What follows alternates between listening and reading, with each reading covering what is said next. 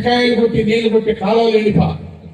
ఎటువంటి వ్యక్తి అయినా కానీ చంద్రబాబు నాయుడు గారు మొట్టమొదటిసారిగా నీళ్లు వచ్చి కుప్పం వరకు చెరువులు నింపడం చాలా గొప్ప విషయం.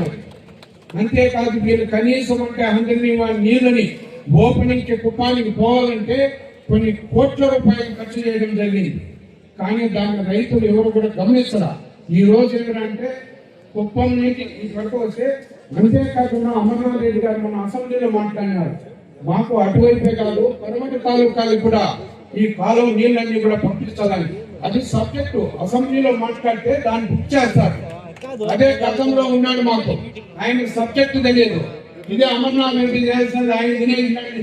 నేను పోయి టీవీని అడిగినా, సార్ నాకు కూడా బిల్లు పెట్టినా 40 లక్షలు అంటే సబ్జెక్ట్ తెలియకుండా మాట్లాడేది, ఏదంటే అది మాట్లాడేది.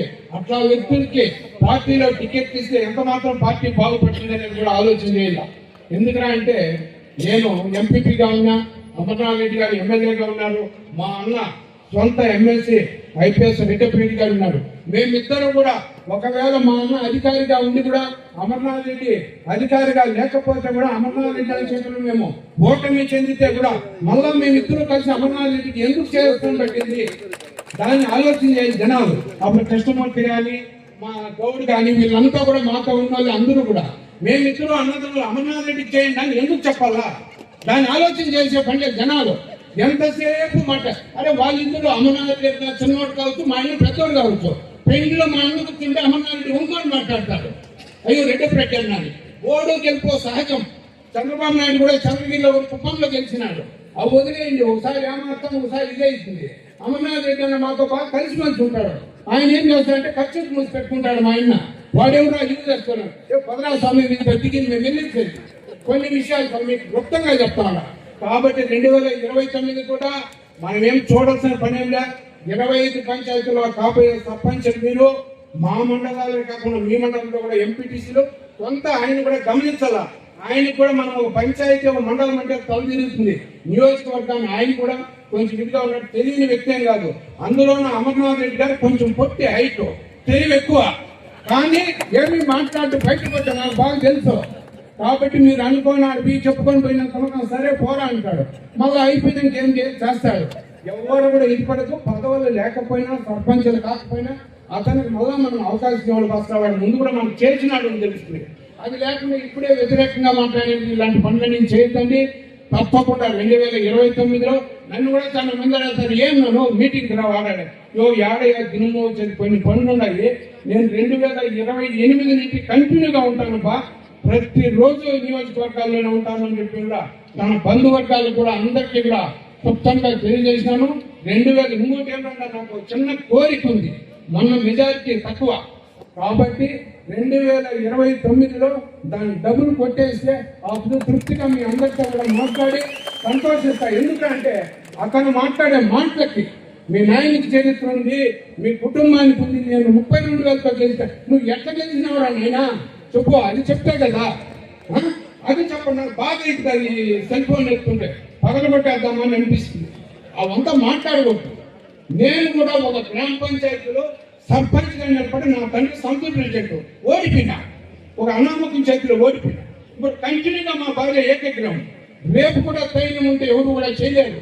నాకు అవసరం లేదు. నేను చేరడం ఏమిటంటే వాళ్ళ రాక్షస పాలన నుండి వద్దు, ఈ రాక్షస పాలన మనం బతకలేము, ఇది నీతి నిజాయితీ పాలన కాదని చెప్పి అమర్నాథ్ రెడ్డి సమక్షంలో పార్టీలో చంద్రబాబు నాయుడు సమక్షంలో చేరడం పదవులకు ఆశించి కాదు కూడా గర్వంగా చెప్తా ఉన్నా. ఏలాంటి పదవికి ఆశించి కాదు.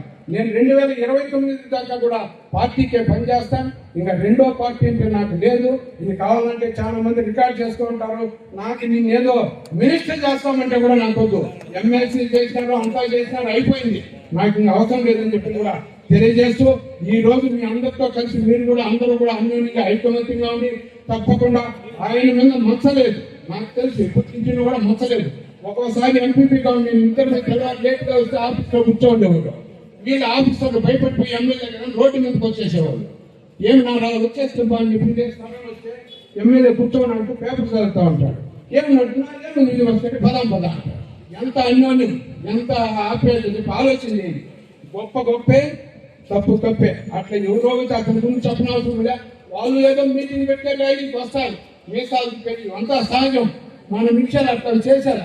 ఆయన కూడా ఉంది ఎవరన్నా నా ఎస్ఐ ఇతను నువ్వు పోయి కొట్టరా అంటాడు. కొట్టేలా అయ్యా అతను అలాగే రాక్షస పాలన చేసిన పాప అనామకులంతా రిమైండ్కి పంపించిన పిల్లలంతా ముదరంపల్లిలో పాపం రిమైండ్కి పోయి ఒక అతను చనిపోయి గణపతి అనే వ్యక్తి వాళ్ళ బిడ్డలు కూడా రిమైండ్కి పోయి వచ్చింది. ఇట్లా పనులన్నీ చేయకుండా ఆయన చేయడు. ఊరికే మనం చెప్పుకోవాలి. ఇప్పుడే ఎవరన్నా వచ్చి నేను ఆఫీసర్ బెదిరిస్తే అవునని ఫోన్ చేస్తా అంటారు. చేసేది నువ్వు సరే నేను వస్తాను చూసుకుంటాను అంటారు. కాబట్టి మేము కూడా గొప్ప ఇళ్ళలో పుట్టినాం.